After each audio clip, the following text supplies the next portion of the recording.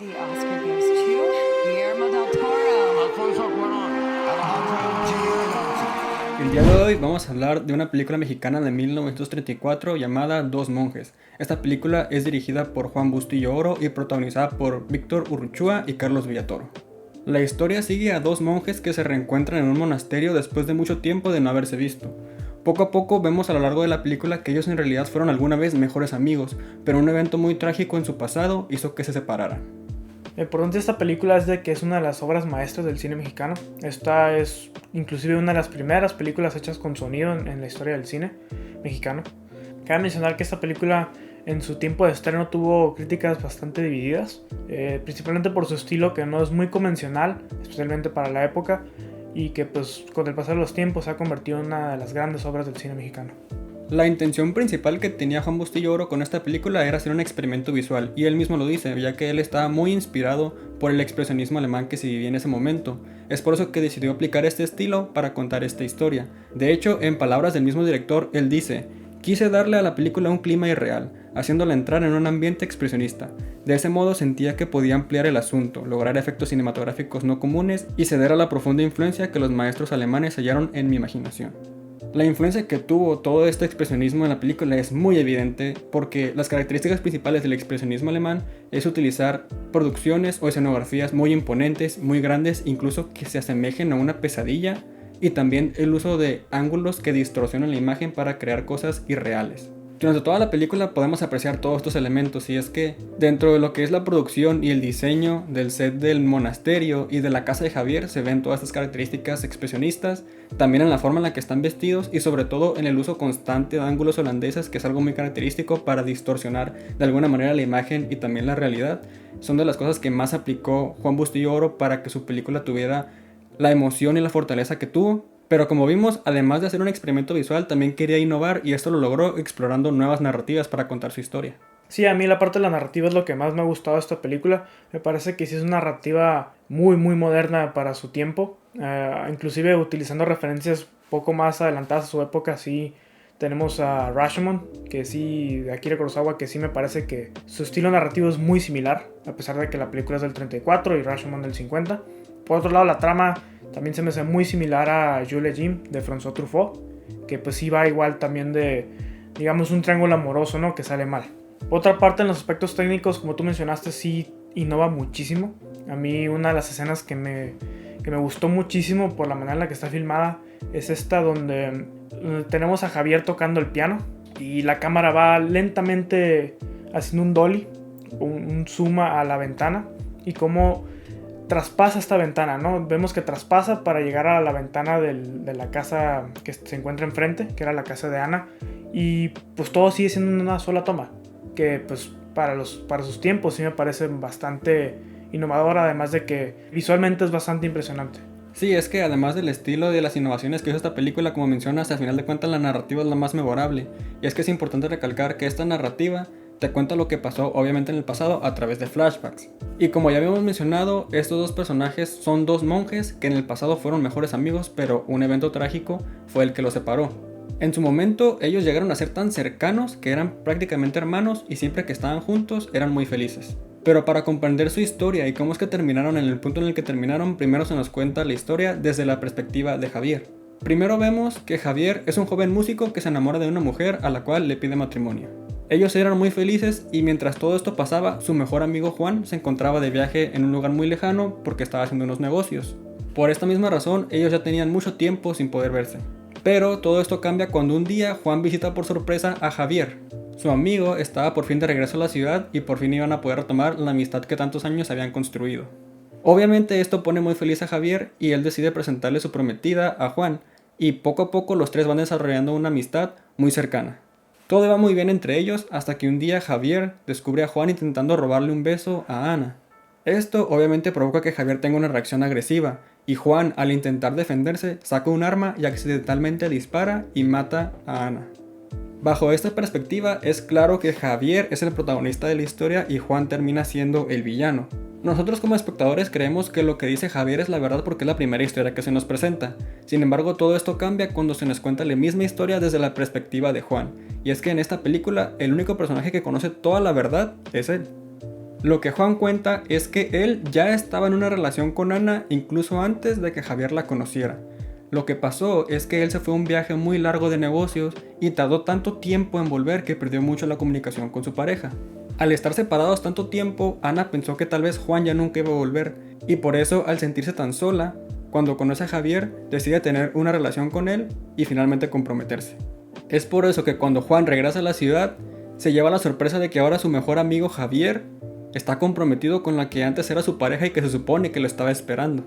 Esto obviamente hace que Juan empiece a tener un dilema moral, porque él por una parte todavía está enamorado de Ana y quiere recuperarla, pero por otro lado no quiere hacerle daño a su amigo Javier, ya que él no tiene la culpa porque él no estaba enterado de la relación que ellos tenían previamente. Y es por eso que finalmente toma la difícil decisión de alejarse de ellos dos para no hacerle daño ni a su amigo ni a sí mismo, pero antes de irse de viaje para ya nunca más volver, él quiere ir a darle un último beso a Ana para despedirse. Y es justo en este momento que Javier los descubre y él piensa que lo están traicionando, pero en realidad ellos solamente se estaban despidiendo, y es cuando pasa todo este malentendido en el que termina muriendo Ana. Como podemos ver, tanto la historia como la forma en la que se cuenta la historia es muy innovadora, entonces podemos decir que Juan Bustillo Oro definitivamente triunfó tanto con su experimento visual, con su forma de innovar nuevas formas de hacer cine, no solamente con la cámara, sino también con su narrativa y con su guión. Hablando más directamente del guión, un aspecto que me gusta muchísimo es este contraste que existe entre Javier y Juan, que ambos son pues personajes muy distintos, diría yo. Me parece que la masculinidad sí juega un papel muy importante dentro de la película, más que nada porque el personaje de Javier es uno que no es tan masculino. Me parece que sí es un personaje mucho más sensible, mucho más frágil. Él necesita del cuidado de alguien para seguir viviendo y que necesita este amor para seguir existiendo. Por otro lado tenemos al de Juan, que él sí es digamos que el personaje masculino por defecto, ¿no? Que sí es alguien triunfador, que se va de viaje con dinero, que al final el amor sí le importa, pero no es lo principal para él, ¿no? Él no necesita de eso y valora mucho más su amistad que tiene con Javier. Inclusive, viéndolo con ojos 2021, me parece que sí hay un poco de homoerotismo entre ambos personajes. Hay muchas escenas que sí me parece que tienen una tensión bastante sexual entre ambos personajes, y lo refuerzo pensando en que pues la película, la relación principal es la de ellos dos. Ana hasta cierto punto es el MacGuffin de la película para que continúe la trama, pero aún así lo importante es su relación entre Juan y Javier.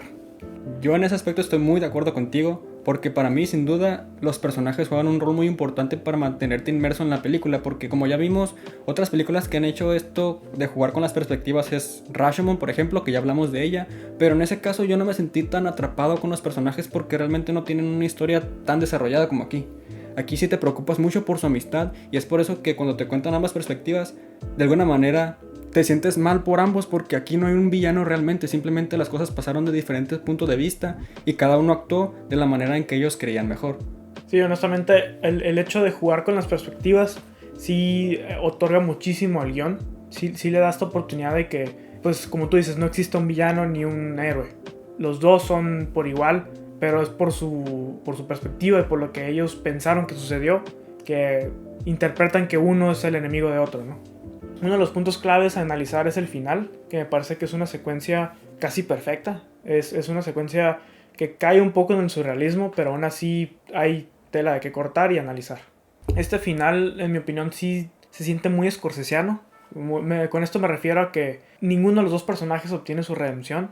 En el cine Scorsese es muy sabido que pues, los finales de los personajes siempre son, aunque no fatalistas, por lo regular los personajes durante toda la película pues sí están en búsqueda de una redención, según, pero no lo demuestran. Y en esta ocasión, pues ambos personajes también no siento que estén en busca de una redención, sino que hasta el final, y que como en cualquier película Scorsese, no lo obtienen. Esto sucede pues básicamente porque Javier, al contar su historia, hasta cierto punto libera su dolor, pero no lo hace realmente hasta que él toca su canción en el órgano. Y para mí es como este momento en el que Javier saca su dolor. Sin embargo, cuando Juan escucha la canción de Javier, ya ha decidido a pedirle perdón a Javier, pues desafortunadamente muere. Y Juan se pierde la oportunidad de pedirle perdón a su amigo, y aparte pues ninguno de los dos tiene su redención que esperaba. Para entender todavía más lo fuerte y trágico que fue este final, Hay que tomar en cuenta que Javier estaba dispuesto a perdonar a Juan incluso sin saber la verdad. Ante los ojos de Javier, Juan le intentó quitar a su prometida y aparte la mató y se fue huyendo. Y aún así él estaba dispuesto a perdonarlo y como vimos, Juan realmente se convirtió en monje para de alguna manera quitarse esta culpa que había sentido por lo que pasó, por este malentendido, pero de alguna manera como que ya lo había superado. Y fue en este momento que dices, cuando escuchas la canción tan dolorosa de Javier, que él se da cuenta del daño tan grande que le hizo Javier y que después de mucho tiempo él sigue sufriendo. Y es por eso que él quiere ir a pedirle perdón. Y cuando Javier ya está dispuesto, pues pasa esto de que por su enfermedad que ya ha cargado desde mucho tiempo, termina muriendo y nadie de los dos obtiene lo que quiso, estando tan cerca, porque después de mucho tiempo que no se veían y en el momento que se ven y tienen la oportunidad, pues no pueden lograr lo que querían. Básicamente, Los dos monjes es un claro ejemplo de cómo el expresionismo alemán ha influido a todo el mundo y cómo esta película, Los dos monjes, ha influenciado muchísimo el cine mexicano. Y pues es una película que recomendamos muchísimo porque sí es un pedazo de la historia del cine mexicano que yo hasta este punto no conocía y que es una película que contiene una narrativa maravillosa, un aspecto visual muy bien logrado y es una de las grandes películas del cine mexicano. Sí, yo coincido totalmente. Es una película que por alguna razón no habíamos escuchado de ella hasta hace poco y la vimos y yo sí quedé muy impresionado por todo lo que hace visualmente. Es muy impresionante. Los personajes, aunque las actuaciones sí llegan a ser un poco teatrales, los personajes sí llegan a ser muy buenos porque te preocupas mucho por ellos y por su relación y el final tan trágico que tiene sí te deja impactado. Incluso después de varios días yo seguía pensando en la relación de la forma en la que terminó tan trágica. Es una recomendación total y ahora que lo pienso sí es una de mis películas favoritas, tal vez de todos los tiempos que he visto. Yo me gustó muchísimo también, pero no la elevó a tal punto. Pero aún así es una recomendación que no se pueden perder, al igual que nuestros videos y demás contenido que vamos a tener en el canal. También recordarles que este es nuestro primer video en nuestra serie de películas mexicanas que vamos a hacer para el mes de septiembre. Vamos a traerles películas mexicanas de diferentes categorías y géneros, así que esperen nuestros videos y nos vemos en la próxima.